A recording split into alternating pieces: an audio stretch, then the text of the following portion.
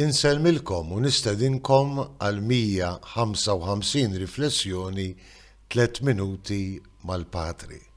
Novembru, jgħidulu x-xahar tal-mejtin għaliex tradizzjonalment aħna fil-Knisja niftakru fħutna li tiġà qed igawdu il-mulej wara l-ħajja tagħhom fuq din l-art.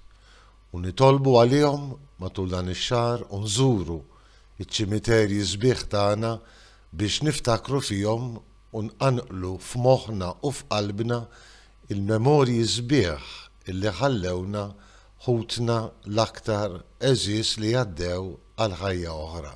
Qisu bħal donnu il-liturġija ta' dan it-32 ħadd ta' matul is-sena idawwal propju dan ix-xahar, fis-sens illi Ġesu speċjalment fil-Vanġelu ifakkarna illi aħna l-ħajjin u neċessarju illi nisru u nitolbu għax ma nafux is-sija u l-waqt tal-mewt tagħna, is-sija u l-waqt tal-laqgħa tagħna miegħu fl-aħħar ta' ħajjitna.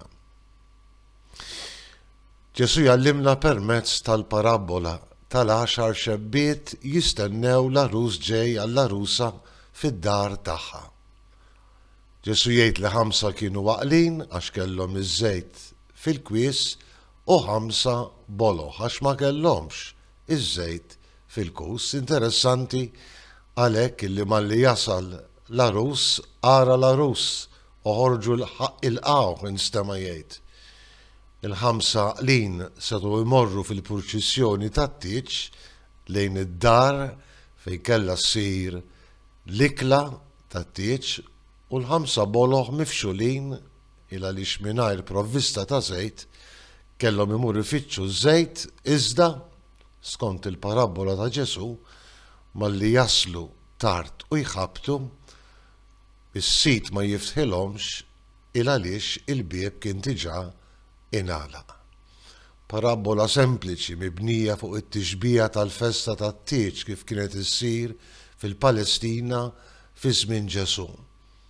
Parabola sempliċi imma b'messaġġ qawwi kemm huwa importanti li nistennew il-mulej bil-kus tagħna mimli biż-żejt tal-fedeltà lejh u tat-tieba tal-ħajja. Ġesu jistedinna nisru u min jisar fil-fedeltà u jistenna l-mulej ġej ma jibżax mill-mewt, ma jibżax mill-laqgħa tiegħu mal-mulej. L-awtur sagru tal-ewwel qari fakkarna illi għal dan kollu Alla jagħtina id-don tal-għerf. Forsi sewwa mas-salmista nistqarru mulej għallimni not il-jiem ta' ħajti biex jien nimxi bil-aqal. Fis-sara, fit-talb u fl-istennija fil-fedeltà. Inselmilkom u l-mulej jagħtikom is-sliem tiegħu.